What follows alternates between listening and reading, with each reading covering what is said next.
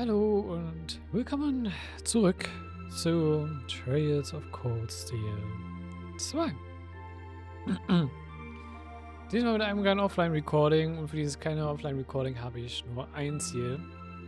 Und du wisst es schon. Es wird heute Bücher gelesen. Wir haben die letzten Gambler Jack Bücher theoretisch bekommen. Dort vorne hätten wir theoretisch schon unseren NPC, wo wir dieses Bücher abgeben könnten für unsere Simorian Ohr, für die Simorian Weapon. Und vor uns aber natürlich abgeben, wollen wir es natürlich auch für uns durchlesen. Warum mache ich es nicht on Stream oder Offline Recording? Einfach weil ich gerade eben etwas müde bin und irgendwie die letzten paar Tage ein bisschen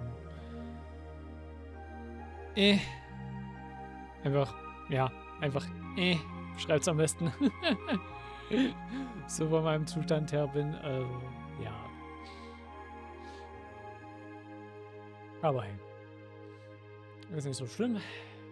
Und die lesen trotzdem hier mal durch. Und ich hebe mir das dafür auf, weil wenn ich das direkt am Anfang des Streams machen würde und die danach noch weiterspielen würde, es kann durchaus sein, dass ich mir damit die Stimme kille für den Stream.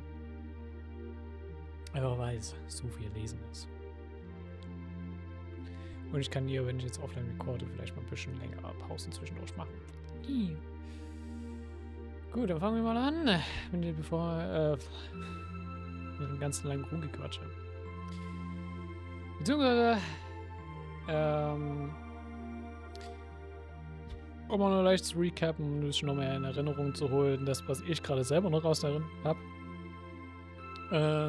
Gambler Jack 1, was wir schon gelesen haben, ging ja darum, um den Gambler Jack, der ja für kriminelle Organisationen ein bisschen mit beteiligt war und es da dann war, dass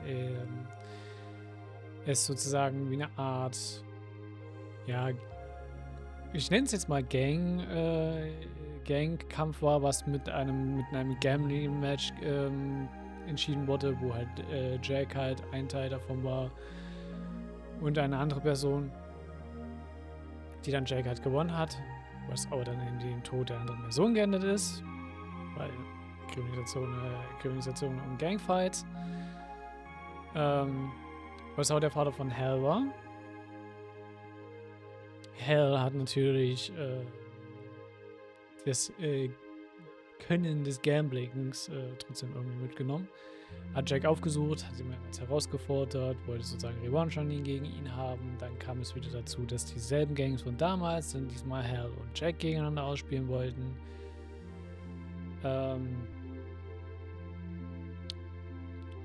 Was jetzt dem dann so gelöst wurde, am Ende sich dann so gelöst hatte, dass dann jetzt Jack und Hal eigentlich jetzt befreundet sind, nachdem sie ihre ganzen Differenzen beglichen hatten, nachdem Hal nun um Jacks Umstände wusste, warum es überhaupt damals dazu kam und allem drum und dran.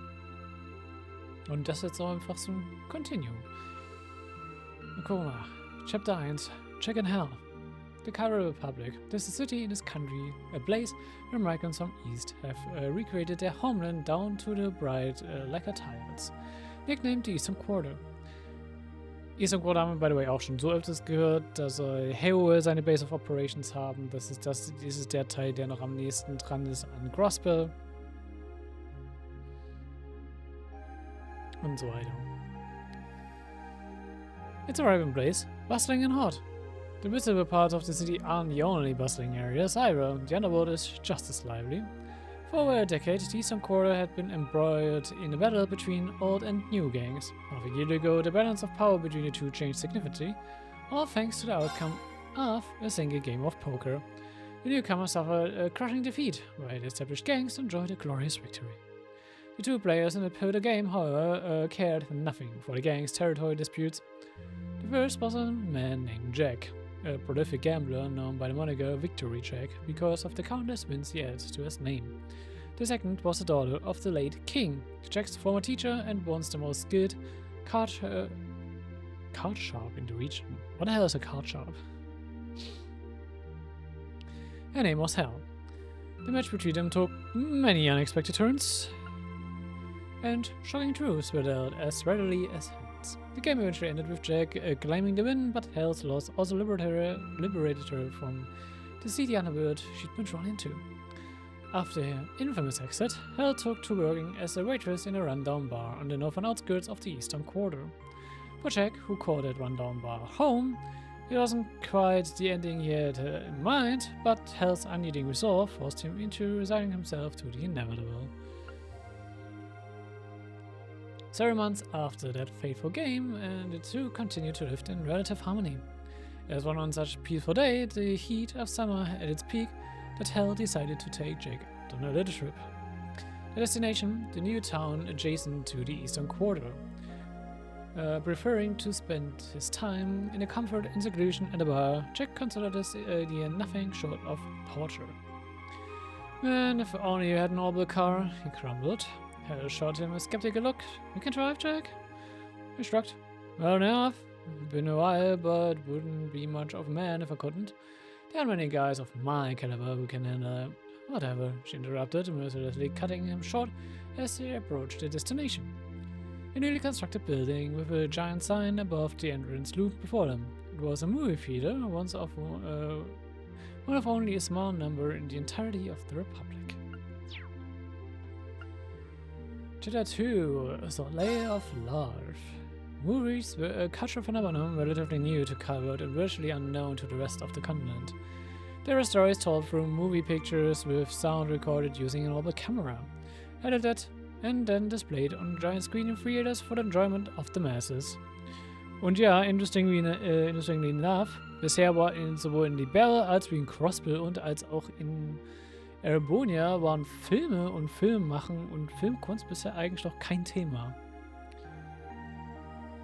Sehr interessant, dass es meanwhile in Calvert halt ein großes Ding ist. And though movies were still uncommon, they were rapidly gaining popularity.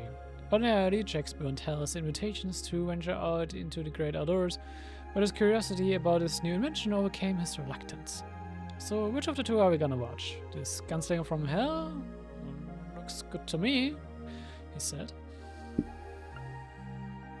2 tickets for Soleil of Love, please, Hell said to Jack, her face positively beaming. Jack knew then that he had been a fool to even think he might have any choice in the matter. From the day that Hell started working at the bar, it quickly became apparent that he had no hope of winning an argument against her. It would be easy to attribute this to the history between him and King, but truth be told, it was just his nature to fall against a hand like hers.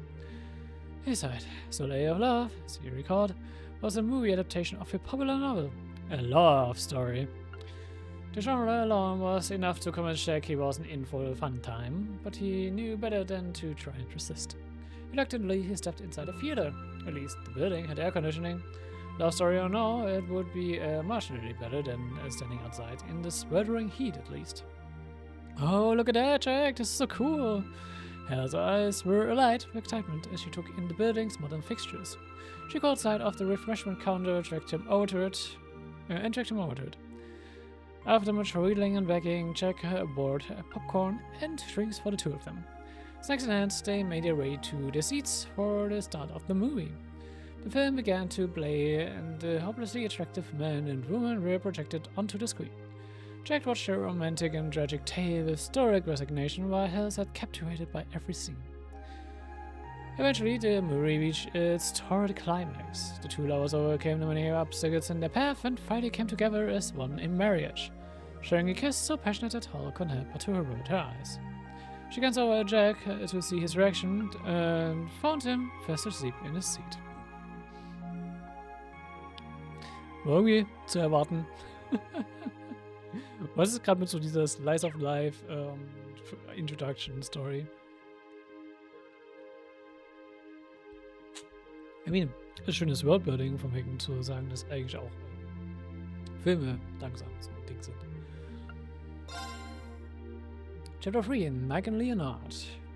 After the credits rolled, the two of them made their way to the nearby cafe. The coffee shop had a relaxed, peaceful atmosphere, but the mood between them was anything but. Hell was furiously stuffing herself full of parfait, which Jack had forced to buy her, of course, while he could only sit by and watch in horrified fascination. It was a third. I cannot believe you. Your first time going to see a movie and you fell asleep? She sat around, mouthfuls of cream and fruit. Jack tried to sidestep her outrage and instead gestured to the remains of the dessert. You're done there? Had enough? I decided when I have had enough, she snapped, glaring over at the rim of the glass. He raised his hands in surrender. Jack knew from the experience that there was nothing he could do when she was in a mood like this. Anything he said would just make it worse, and ring the storm was the best he could hope for. Of course, Hall knew exactly what he was trying to do, and that just made her angrier. More pointed. If you haven't gotten any better than standing a woman's heart, Jack, and female voice at Jack's elbow. He started. How long she had been there, he didn't know. He started? He started macht nicht groß Sinn, aber gut. Hal opened her mouth to say something, but when she beheld the owner of the voice, nothing came out. It was a woman in her late 20s. She had delicate, youthful features and that exuded the allure of a much more mature woman. Her hair was wavy and platinum blonde, and she wore a glamorous red dress that was open at the front, displaying her generous bosom to its best advantage. It was a level of seductiveness Hal knew she would never be able to achieve. What had stolen her breath wasn't the woman's attractiveness, however. It was the fact that she was the very actress who had played the heroine in the movie that he had just watched. Hello there, the woman purred. The name is Sneaky. I'm an actress. I suppose it's nice to meet you, Hal. And nice to see you again, Jack. Jack squirmed under the dazzling smile.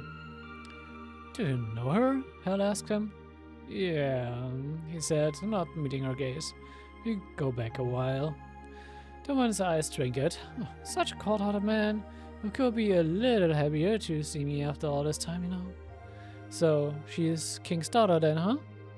Jack and Hal turned to see a man in an expensive suit approaching the table. He seemed to be with Nike. It's a pleasure to meet you, Hal, the man continued. My name is Leonard. Then he addressed Jack. It's been 7 years, I believe.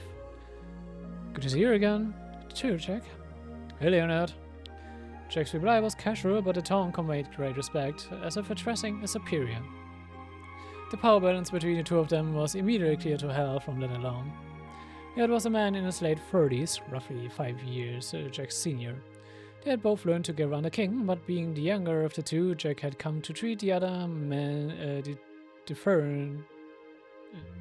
differentially, much like he had his former teacher. Unlike Jack, however, Leonard had given up the gambling life and moved on to playing a new game. No, he was an up-and-coming politician, regularly featured on the front pages of newspapers and well known to the people of Kylrod. An actress and a politician, the two of them certainly stood out. Several other customers seemed to realize who they were, and before long, all eyes in the room were on them. Nike sighed. This is why I hate this job sometimes. You know you love the attention, Leonard replied with a grin. It does, however, make this place a bit difficult to talk in. Mind coming with us, Jack? Looking for that he could possibly refuse. Jack shrugged and stood up from his seat.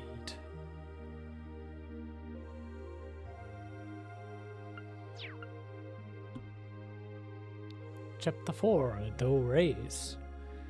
Jack and Hal followed Leonard and Nake out and eventually found themselves at an amateur racetrack. It seemed closed for the day, though, and no cars sped around the grounds or crowds graced the stands. Hal gaped at the circuit. Oh, it's a racetrack! All of the excitement that she had felt in the theater came flying back. It had been years since she had visited one, and the memory of that trip with her father had grown very faint. Seeing the track was almost as if experiencing it again for the first time. Nike smiled at her enthusiasm. Aren't you so cute? She said. Here I can see why King doted on her so much now. Leonard replied with a nod. Seeing as you're here, want to see an actual race, Hal? His eyes grew wide. Can I? Leonard nodded again. You can. If the man you're with says yes, anyway. Jack shifted uncomfortably as all eyes turned to him. It was obvious that Leonard's true motivation for the invitation was to get Jack to participate and that he had no qualms about using Hal to that end.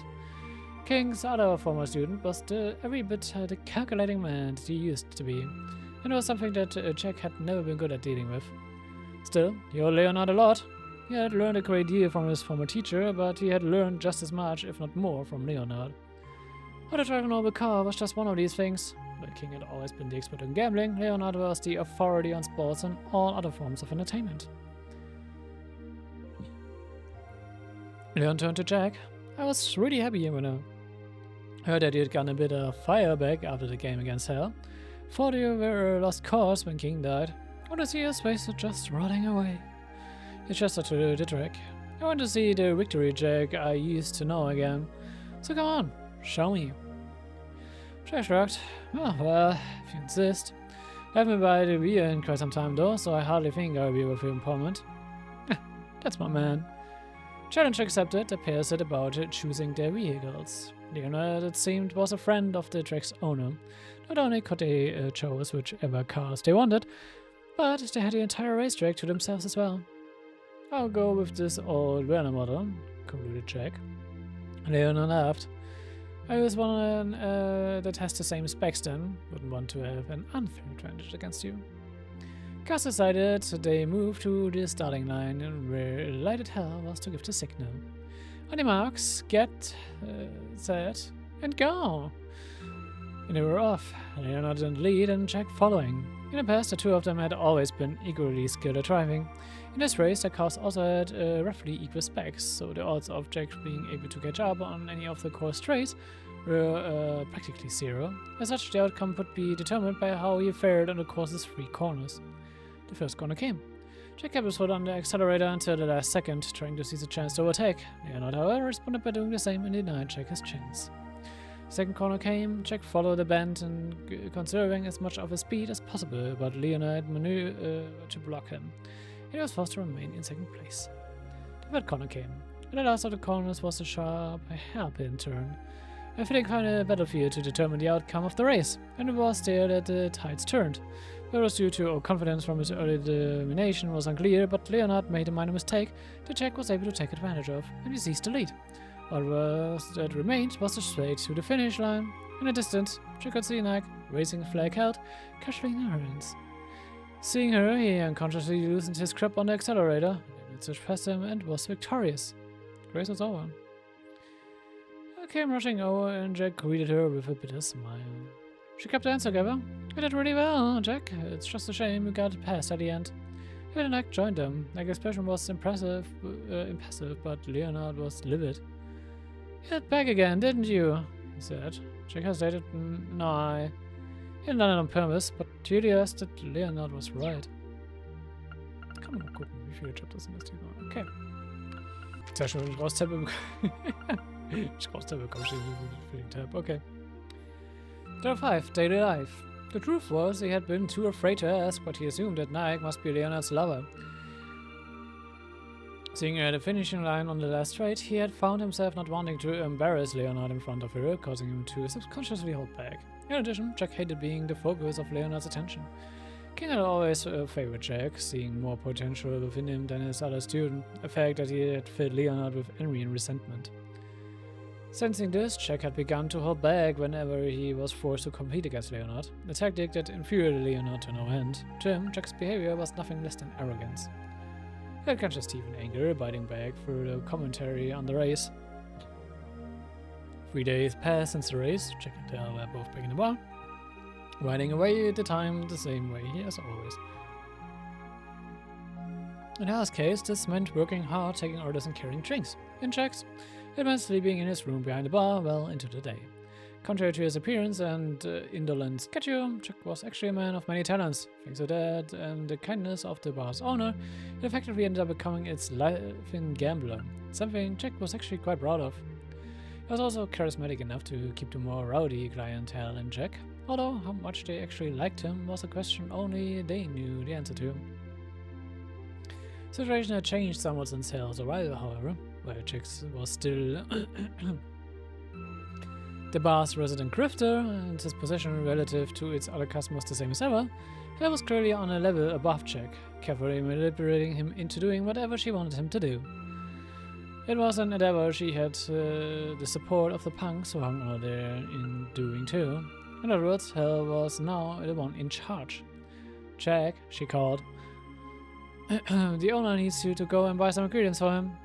She got a yawn in response. Then, Massey, why do I gotta? Does it don't work, don't get to eat. That's the way of the world. So go on, time for you to do some work too.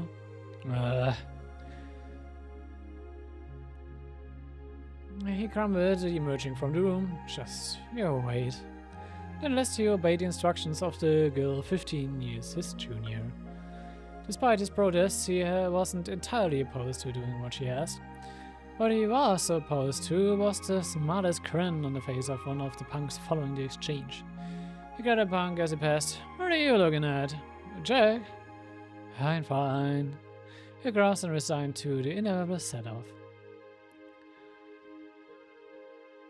The battered door of the bar gave its familiar shriek as he passed through it. No sooner had he left, however, than the door let out another shriek. One could only assume either the owner didn't have the money to get a new one fitted, or he decided it was actually quite convenient as a doorbell of sorts, heralding the offer of a new customer. This particular color couldn't possibly have been more out of place. It was none other than Nike, the actress. Chapter 6. Woman. Welcome to our Nike? Hell, gaped at the woman. Can't believe you're really working in a rundown place like this now. Nike replied with a laugh. She sauntered over to the counter and claimed one of the seats in front of it. With the ease of a regular silence permeated the bar. Booze forgotten as all eyes drank in sight of her. Good to see you again, she said to the owner. I'm kind of surprised though, your customers seem more well-behaved these days. The owner laughed. Oh, really? We've got hell to thank for that then. You know the owner here? Were you and Jack, Like flashed a smile at her. Yeah, he's a former lover of mine, yes. I was stunned into silence by the response. It wasn't as though she hadn't thought it to be the case. She just hadn't expected Nike to admit the truth so freely. I giggled at the expression on her face. The look of your surprise is really cute too. Maybe you should try becoming an actress yourself. I definitely think you've got the potential. Really? I gave a nervous laugh. I'm pretty sure I'm not cut out for it. Her usual confidence deflated under the playful gaze of the older woman. She might have no problem bullying Jack, but Nike was another matter. She hesitated. Deep down, her had a lot she wanted to ask about Jack and Nick's relationship with one another, but she couldn't bring herself to do so. As if reading her thoughts, Nike's perfect smile widened. I don't mind answering your questions, she began, but it's no fun if I just tell you everything. So I don't really make a little wager. If you win, I will tell you what you want to know. But if I win, I've got something I want to ask you. I figured what someone like Nike would have to ask someone like her. I couldn't fathom, but she wasn't the type to back down from a challenge when it came to gambling. She looked after her father in that regard. They decided in cards, a game of blackjack. Nike seemed unconcerned when Hal confessed she was rather good at it, despite being a mere 15 years of age. Stimmt, Hal war ja noch an der Age. Schon wieder ganz vergessen. Hal was nothing short of a genius when it came to gambling. Part of it was due to the incredible amount of effort and dedication she had poured into acquiring her skills, but it was also thanks to her exceptional memory. Her power of recollection was so great that not even her father nor Jack could compare. Yet, more than anything, was her greatest power. It also allowed her to be an expert at card counting, an ability that lets users almost predict the cards in the next hand by remembering all previous cards used in the game. Blackjack in particular gave card counters a significant advantage, making the game that Hal had always been especially skilled at. The game began. Watching Nike, Hal quickly came to the conclusion that Nike wasn't used to playing blackjack at all. By the end, however, Nike had somehow accumulated more chips than Hal and was clearly the victor. Hal leaned back in her chair, impressed. Can't believe you managed to cheat. You can't prove it was cheating, it's not cheating. Hal intended to let her guard down against Nike. She had just misjudged her skill level. The other woman had made use of her own years of experience and acting talent to feign inexperience. It had been a ploy designed to mask her skills and fool Hal into complacency, and Hal had fallen for it utterly. Nike winked at her. I am an actress by profession, after all. Yeah. Chapter 7. The Shadow. Well then, I continued, I take it you will be willing to answer my question? I nodded. That was the deal. Good girl. I realize it might be insensitive to ask about this, but King didn't happen to leave anything in your care so many years ago, did he? Oh, oops. I cast her mind back to her last memory of her father and felt a slight twinge of sadness thinking about what happened to him after it. The pain of his loss had subsided since she met Jack and would likely continue to do so, but it would be a lie to say that it had completely gone. She racked her brains seeking an answer to her next question, and quickly realized that the other woman was probably asking about the jeweled Eastern style necklace that she wore around her. This, was that, showing you the pendant. He gave it to me when he came to visit for the last time. Nick was silent for a moment. Thank you, that's all I wanted to know. She rose from the stool. Well then, I suppose I should be going. I wouldn't want to keep Leonard waiting. Her father said she handed a tip to the boss owner and exited with a Bulgarian sweep through the door. The punks watched her departure in silence, not daring to break her spell even after she was gone. After Nike left, her resumed her usual work. Time ticked by as she wiped down tables and busied herself. She sighed. Jack sure is late. It had been almost an hour since he had left to run his errands. She wasn't concerned about him though. She bet her boots that he was just off somewhere slacking or messing about. She stepped outside through the back entrance to take out the garbage. Just as she did, a great shadow filled the alley, blanketing her in darkness. Hey, guess who's back? Came the loud call of none other than Jack. His voice was almost drowned out by the shriek of the door as he flung it open. A look at him proved Hal's suspicion on his tie is correct. He had far more shopping bags than he should have. Where did Hal go? He asked, noticing her absence. Donna glanced around. Now you mention it, I haven't seen her since she went to take the garbage out earlier. Jack was suddenly overcome by a great sense of foreboding. He heard out a back entrance, but only a collection of scattered garbage bags awaited him. Bags and a very conspicuous placed card. On its front was a simple message. We have Hal. If you want it back, come to the designated place. Leonard. Damn it. Jack's angry cry echoed in the empty alley. His face a thundercloud. He crushed the card in his fist.